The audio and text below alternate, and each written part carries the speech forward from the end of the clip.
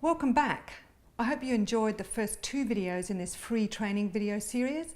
In our last video, I covered 5 common mistakes made by beginner consultants and how to avoid them. In this final video, I'm going to tell you about the most frequently asked questions I get from people who've just started out or who are thinking about making the move to consulting. In my experience, lots of people who've had a solid career in the government or community sector at some point consider going it alone as a consultant. And when I'm out and about in the course of my work, people often take the opportunity to ask me about consulting. Sometimes the catalyst for people to take the leap is yet another unsettling restructure in their sector.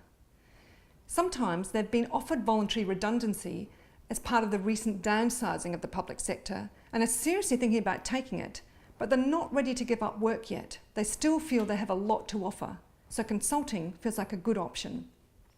And sometimes, like I was, they're just ready for a new direction, a new challenge. Whatever the catalyst, there's always some fear or anxiety involved in making the decision, and there certainly was for me. I suspect a lot of people let that fear drive their decision making, and so some people who would make really great consultants back away from the idea. And for those who do take the leap, they inevitably have a lot of questions, but it can be difficult to know where to go to get answers to those questions. If you join a consulting firm, of course that kind of support and mentoring will likely be available to you. But as a solo consultant, you're on your own, and it can be really hard to find a trusted colleague who's willing to share the benefits of their experience with you.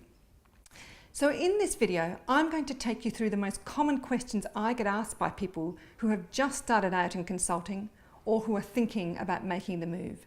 And I'll give you my honest answers to those questions drawn from my own experience over the years. So let's get started.